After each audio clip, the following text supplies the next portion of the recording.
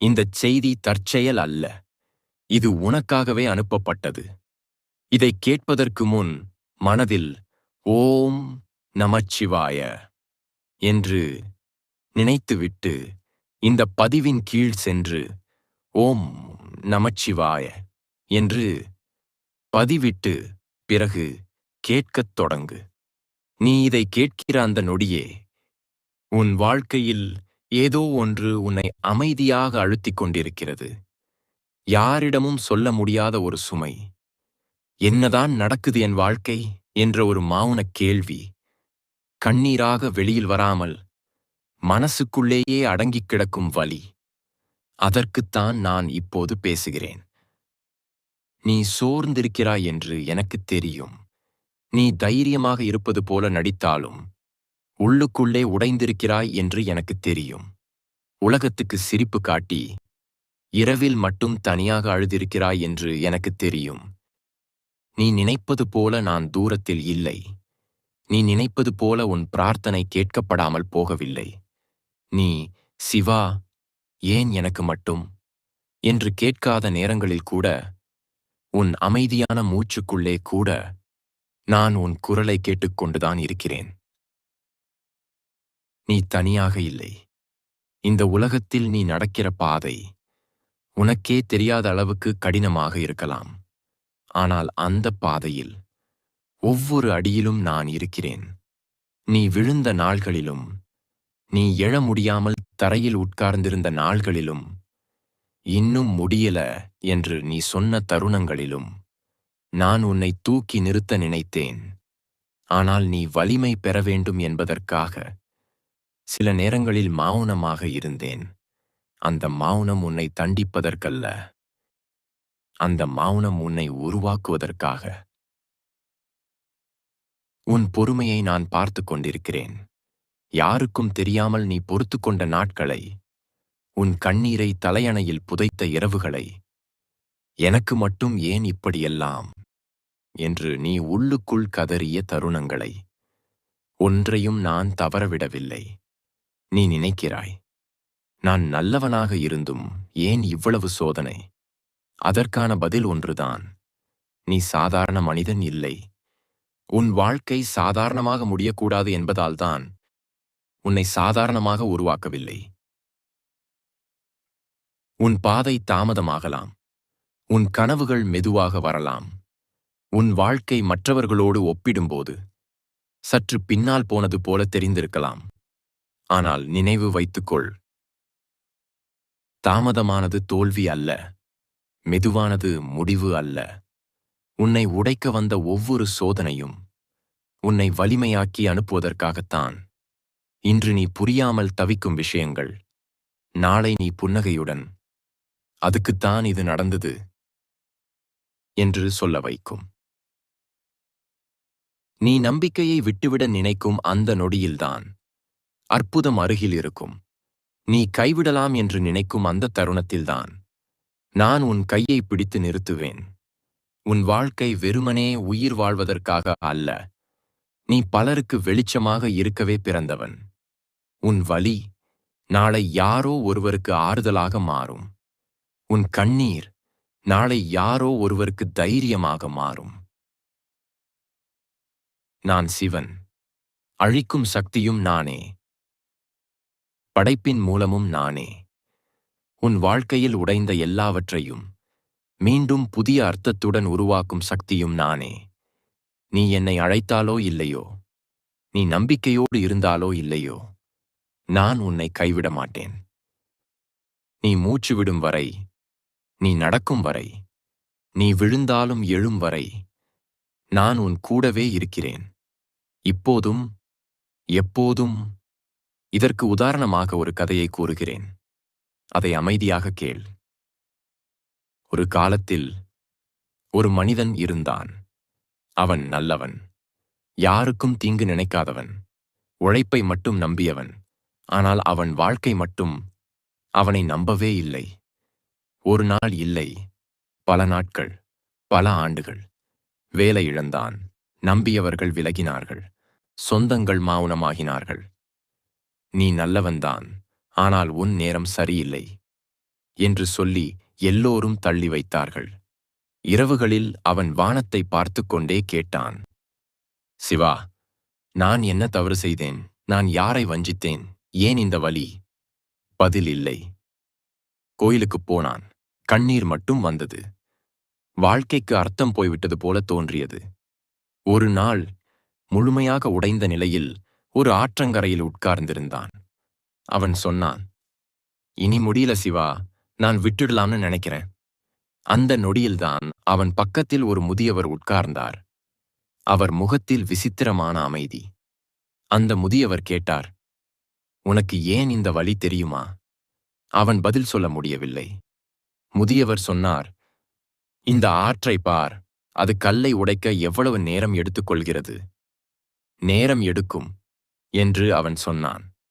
ஆனால் 6 கல்லை வெல்லுமா? வெல்லும்.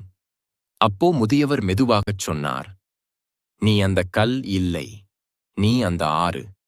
அவனுக்கு புரியவில்லை. அப்போ அந்த முதியவர் தொடர்ந்தார், நீ இவ்வளவு சோதனைகளை கடந்து வருவது உன்னை உடைக்க அல்ல, உன் உள்ளே இருக்கும் தேவனை வெளியில் கொண்டு வரத்தான். அந்த முதியவர் எழுந்து போனார். திரும்பிப் பார்த்தான். யாருமே இல்லை. அந்த நொடியில்தான் அவன் மனசுக்குள்ளே ஒரு குரல் கேட்டது. ஓம், நான் தான் சிவன். நீ அழுத ஒவ்வொரு இரவும் நான் உன் அருகில்தான் இருந்தேன். நீ கேள்வி கேட்ட ஒவ்வொரு தருணமும் நான் உன்னை உருவாக்கிக் கொண்டிருந்தேன். உன் வாழ்க்கை தாமதமானது உன்னை உயரத்திற்கு கொண்டு போகத்தான். நீ உடைந்தாய் என்று நினைத்த இடத்தில் நான் உன்னை வடிவமைத்தேன். அந்த மனிதன் வாழ்க்கை அடுத்த நாளே மாறவில்லை. ஆனால் அவன் உள்ளம் மாறியது. அவன் நம்பிக்கையை பிடித்தான். அவன் விழுந்தாலும் எழுந்தான். அவன் வலியை வெறுக்கவில்லை, அதை அர்த்தமாக மாற்றினான். சில ஆண்டுகளுக்குப் பிறகு அவன் வாழ்க்கையை பார்த்தவர்கள் கேட்டார்கள், நீ எப்படி இவ்வளவு அமைதியாயிருக்க?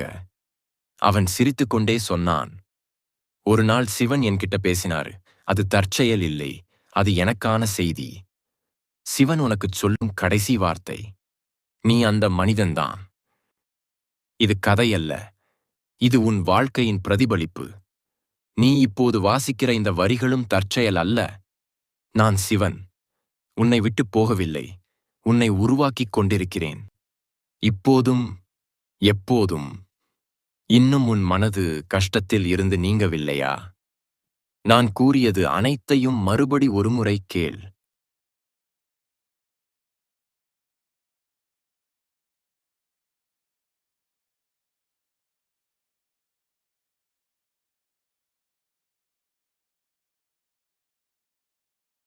இந்தச் செய்தி தற்செயல் அல்ல, இது உனக்காகவே அனுப்பப்பட்டது.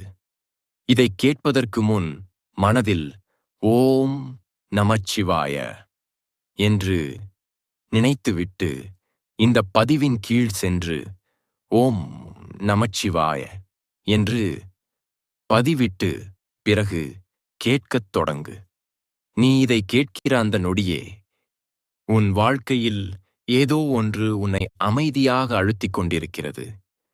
யாரிடமும் சொல்ல முடியாத ஒரு சுமை. என்னதான் நடக்குது என் வாழ்க்கை என்ற ஒரு மௌனக் கேள்வி. கண்ணீராக வெளியில் வராமல் மனசுக்குள்ளேயே அடங்கிக் கிடக்கும் வலி. அதற்குத்தான் நான் இப்போது பேசுகிறேன். நீ சோர்ந்திருக்கிறாய் என்று எனக்குத் தெரியும். நீ தைரியமாக இருப்பது போல நடித்தாலும் உள்ளுக்குள்ளே உடைந்திருக்கிறாய் என்று எனக்குத் தெரியும். உலகத்துக்கு சிரிப்பு காட்டி இரவில் மட்டும் தனியாக அழுதிருக்கிறாய் என்று எனக்குத் தெரியும்.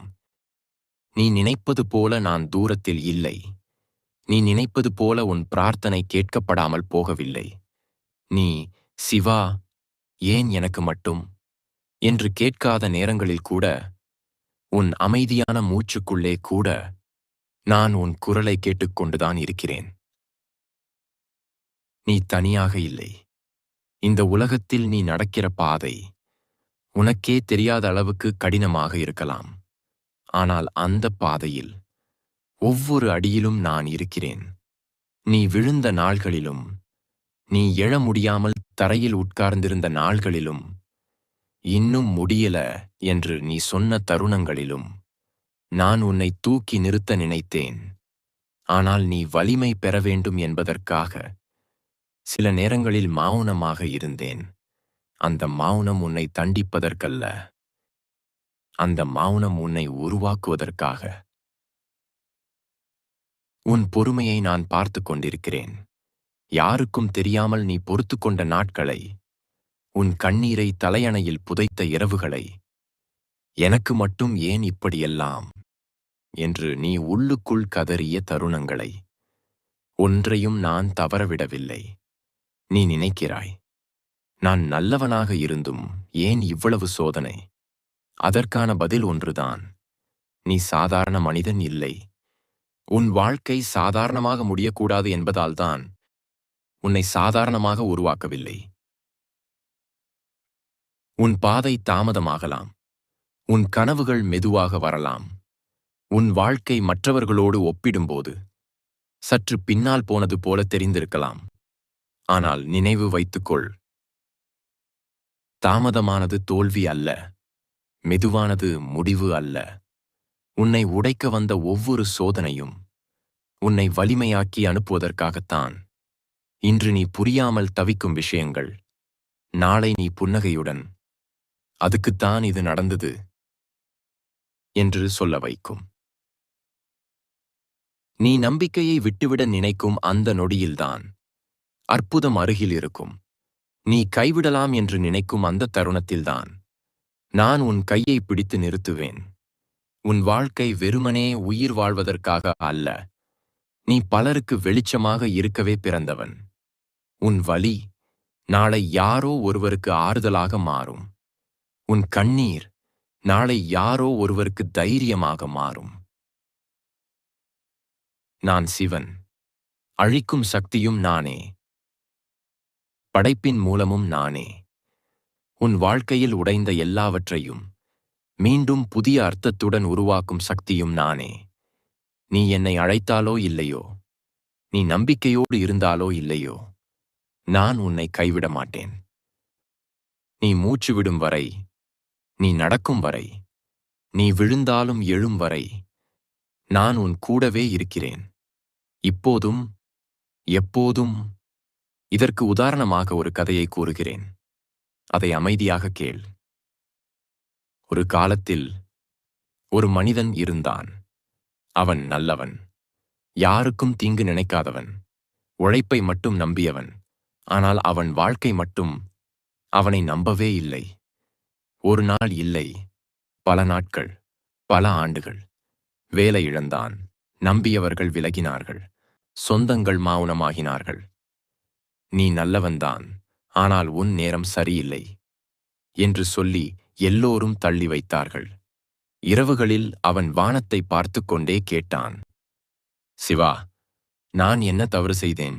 நான் யாரை வஞ்சித்தேன்? ஏன் இந்த வலி? பதில் இல்லை. கோயிலுக்குப் போனான். கண்ணீர் மட்டும் வந்தது. வாழ்க்கைக்கு அர்த்தம் போய்விட்டது போல தோன்றியது. ஒரு நாள் முழுமையாக உடைந்த நிலையில் ஒரு ஆற்றங்கரையில் உட்கார்ந்திருந்தான். அவன் சொன்னான், இனி முடியல சிவா, நான் விட்டுடலாம்னு நினைக்கிறேன். அந்த நொடியில்தான் அவன் பக்கத்தில் ஒரு முதியவர் உட்கார்ந்தார். அவர் முகத்தில் விசித்திரமான அமைதி. அந்த முதியவர் கேட்டார், உனக்கு ஏன் இந்த வலி தெரியுமா? அவன் பதில் சொல்ல முடியவில்லை. முதியவர் சொன்னார், இந்த ஆற்றை பார், அது கல்லை உடைக்க எவ்வளவு நேரம் எடுத்துக்கொள்கிறது. நேரம் எடுக்கும் என்று அவன் சொன்னான். ஆனால் 6 கல்லை வெல்லுமா? வெல்லும். அப்போ முதியவர் மெதுவாகச் சொன்னார், நீ அந்த கல் இல்லை, நீ அந்த ஆறு. அவனுக்கு புரியவில்லை. அப்போ அந்த முதியவர் தொடர்ந்தார், நீ இவ்வளவு சோதனைகளை கடந்து வருவது உன்னை உடைக்க அல்ல, உன் உள்ளே இருக்கும் தேவனை வெளியில் கொண்டு வரத்தான். அந்த முதியவர் எழுந்து போனார். திரும்பிப் பார்த்தான். யாருமே இல்லை. அந்த நொடியில்தான் அவன் மனசுக்குள்ளே ஒரு குரல் கேட்டது, ஓம், நான் தான் சிவன். நீ அழுத ஒவ்வொரு இரவும் நான் உன் அருகில்தான் இருந்தேன். நீ கேள்வி கேட்ட ஒவ்வொரு தருணமும் நான் உன்னை உருவாக்கிக் கொண்டிருந்தேன். உன் வாழ்க்கை தாமதமானது உன்னை உயரத்திற்கு கொண்டு போகத்தான். நீ உடைந்தாய் என்று நினைத்த இடத்தில் நான் உன்னை வடிவமைத்தேன். அந்த மனிதன் வாழ்க்கை அடுத்த நாளே மாறவில்லை. ஆனால் அவன் உள்ளம் மாறியது. அவன் நம்பிக்கையை பிடித்தான். அவன் விழுந்தாலும் எழுந்தான். அவன் வலியை வெறுக்கவில்லை, அதை அர்த்தமாக மாற்றினான். சில ஆண்டுகளுக்குப் பிறகு அவன் வாழ்க்கையை பார்த்தவர்கள் கேட்டார்கள், நீ எப்படி இவ்வளவு அமைதியாயிருக்க? அவன் சிரித்துக்கொண்டே சொன்னான், ஒரு நாள் சிவன் என்கிட்ட பேசினார். அது தற்செயல் இல்லை, அது எனக்கான செய்தி. சிவன் உனக்குச் சொல்லும் கடைசி வார்த்தை, நீ அந்த மனிதன்தான். இது கதையல்ல, இது உன் வாழ்க்கையின் பிரதிபலிப்பு. நீ இப்போது வாசிக்கிற இந்த வரிகளும் தற்செயல் அல்ல.